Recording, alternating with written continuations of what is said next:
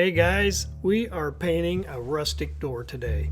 This is going to be a great tutorial to develop your chops and practice your skills with textures and dry brushing. And as usual, we'll be starting out with our wet on wet color blocking technique and then getting started building structure and detail by painting with a brush, getting all those important little edges and shapes, rock shapes and board shapes established. Then we'll come in and start dry brushing all of that wild, crazy texture that goes into this piece. This is a lot of fun, and it's really going to help you build your confidence and get you going and creating great looking watercolors. So let's get started. We're going to start out with our color blocking, wet on wet, mixing the colors together, letting all the colors flow together. While everything's damp and wet, we get those nice color transitions, those soft gradients. We're knocking down the white of the paper, really just blocking in local colors, some of the colors in the shadows, cool colors for the shades.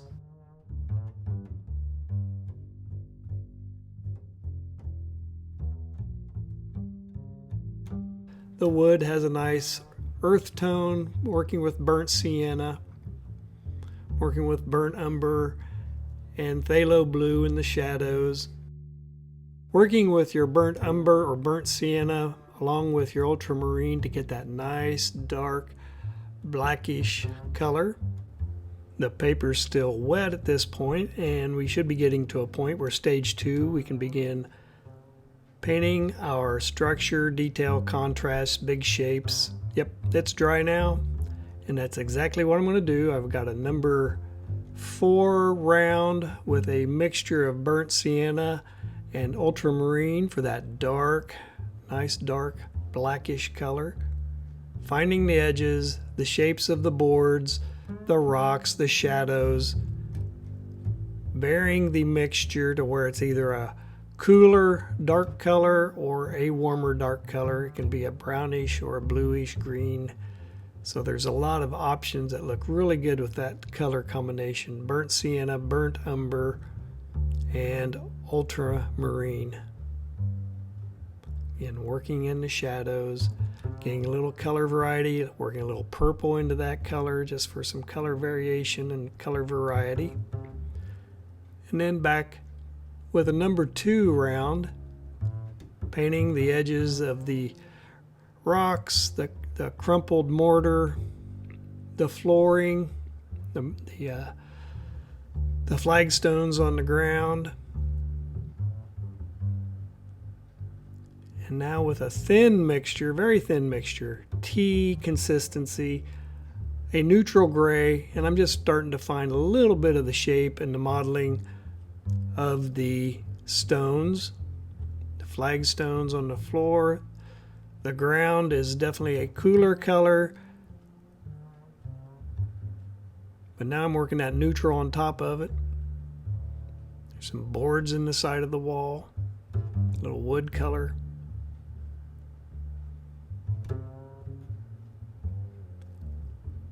And this is where I'm using a loaded brush, but I'm using the brush in a very flat dry brush manner. So it's skipping along the surface of the paper, picking up the texture of the paper for that gritty look. So I'm beginning to glaze in one of many layers of varying colors to build color complexities, color interactions, textures.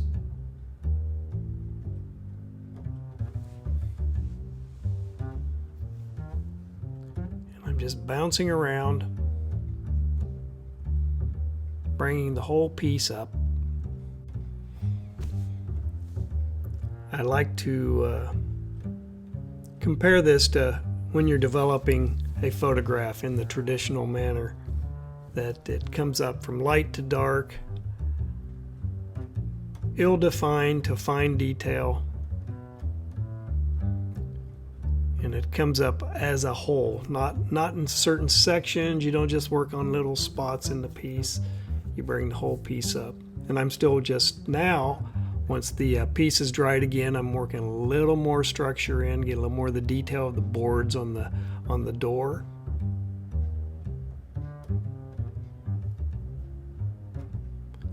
This is a great subject matter as well because you do not have to be accurate to your subject matter. It's all about your hand and making a believable texture and putting enough of the information into the piece so that it reads properly. Using that reference, whether it's plein air, you're on location, or if you're working from a photograph reference in studio, you're granting yourself the permission to take artistic license and just kind of riff away and do what you want. As long as it looks right and it comes across correctly, it doesn't matter what the reference looks like. Again, still building that layer of detail. This is structure right now. It's the foundation for all the other work. Now we're starting to work with some dry brush. It's a thicker mixture, a little more than tea, a little less than coffee. I load the brush up and then just drag, and the paper, and I'm using a Strathmore 400 paper right here. So it has a nice tooth to it, and it picks up the strokes to create that nice looking texture, leaving gaps. Try not to do uniform anything. It's always a combination of variation. Re-intensifying the darks, getting a little more density to the shadow.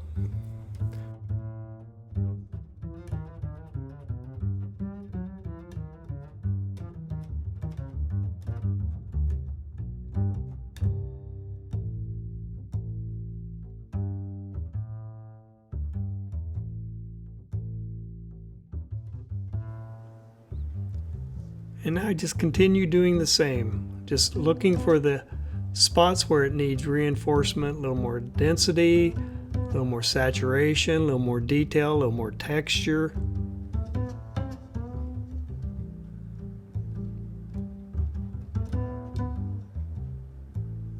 Intensifying specific areas.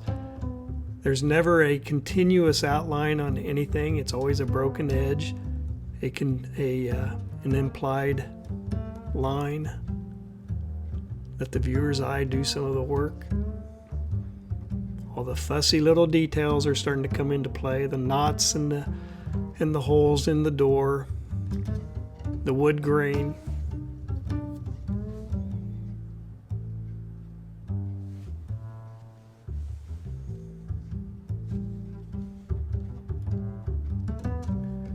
Specific details up on the top of the mantle, the headboard up there. The header, yeah, that's a header. Trying to think of my carpentry terms. Now I'm adding a little splatter to it without being heavy-handed. I had a comment from one of my previous tutorials that the splatters looked a little too heavy-handed. And they can be, but there's times I really like a good healthy splatter on a watercolor. It just breaks up I guess it lets the viewer know, by God, you're looking at a watercolor, not a photograph. So working a little green in on it, little mold tint.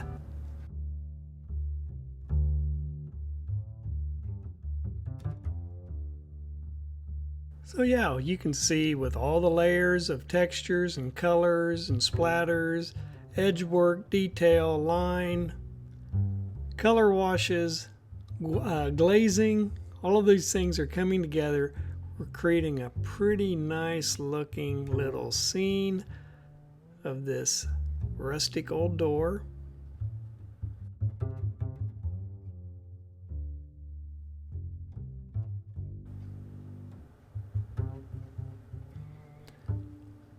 And just wrapping it up.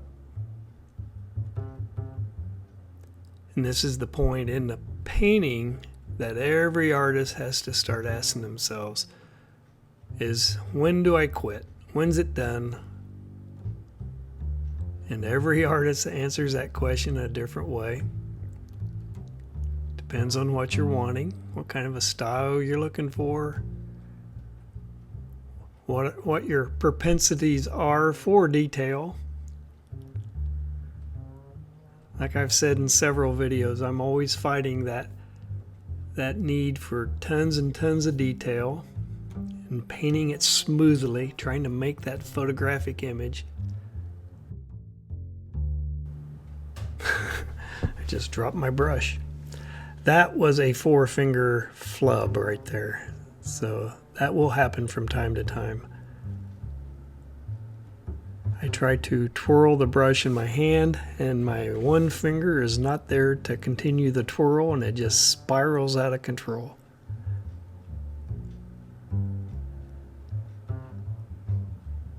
So yeah, lots of little edge work, little details. And this piece is coming to a close.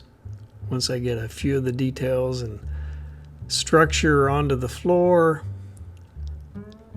I'm sticking a fork in it.